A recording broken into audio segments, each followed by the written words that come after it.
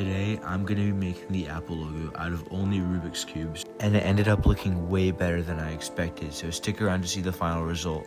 I ended up using 100 cubes total, and the entire mosaic took over an hour to make.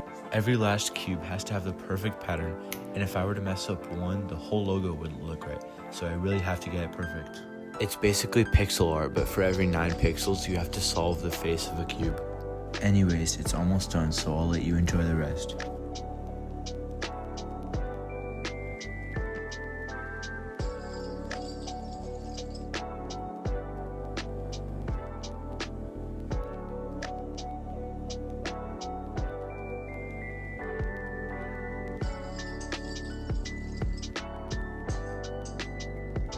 And after all that work, here is the finished result. Thanks for watching, and if you enjoyed it, please comment what I should make next.